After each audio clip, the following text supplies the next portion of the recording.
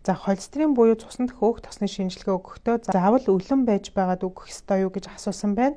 За тэгэхээр холестерин бидний бие жишээ нь HDL буюу сайн өөх тос, LDL буюу муу өөх тос, за тригглицерид ч юм уу иймэрхүү хэлбэрээр оршиж байдаг байхгүй юу? За эдгээрээс тригглицеридээс бусд нь бол шинжилгээ өгөхөд өлөн байх ёстой, өлөн байхгүй гэсэн юм байдаггүй, харьцангуй гайгүй байдаг.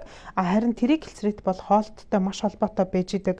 Өөрөөр хэлбэл шинжилгээ өгөхийн өмнө бид нэр архиух ч юм уу маханд орох ч юм уу ямар нэг байдлаар өөх тос ихээр агуулсан зүйл идэхээр тригглицерид маань шууд өсөд гарчдаг байхгүй юу. Тэгэхээр хэрвээ та цуснд байгаа холестерин болон өөх тосны шинжилгээ өгөх гэж байгаа бол бид нар зөвхөн тригглицеридээ сугалж аваад энийг үздэг гэсэн үг бол биш. Бүх төрлийн холестерин үздэг учраас холестерин буюу өөх тосны шинжилгээ өгөх гэж байгаа бол өлөн өгснөн дээр байх нь байна. Ямар төрлийн шинжилгээг өлөн өгөх ёстой, ямар төрлийн шинжилгээ өлөн байхгүй байсан ч болох вэ гэдгийг маш товчхон хэлээд өгье. За жишээ нь чихрийн шижин буюу сахартай хүн өлөн үеийн сахар үзэх ёстой, инсулиний дүржирлийг үүсгэхийн тулд инсулин дааврын шинжилгээ, C-peptide гэх янз бүрийн шинжилгээ өгдөг. Тэгэхээр чихрийн шижинтэй бол шинжилгээг бол өлөн өгнө. За мөн дээрээс нь тулаан өвчтөй ч юм уу цуснд байгаа шээсний хүчил ихсдэг хүмүүс байдаг штэ. Шээсний хүчил гэдэг зүйл маань бид нэрийг архиух болон махан хоол идэхтэй маш холбоотой байж байгаа учраас шээсний хүчлийн шинжилгээ өгөх гэж байгаа бол өлөн байх хэрэгтэй.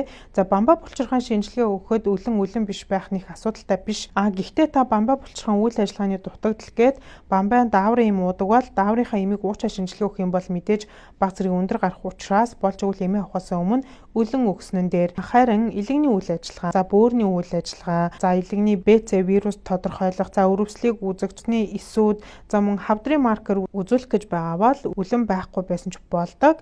Гэхдээ үүнийг шинжилгээ өгөхийн өмнө эмчтэй танд зөвлөд өгөх болохоор ямар нэг байдлаар шинжилгээ өгөх гэж байгаа бол шинжилгээний өмнөх эмчийнхээ заавар зөвлөмжийг л маш сайн дагах хэрэгтэй гэсэн үг.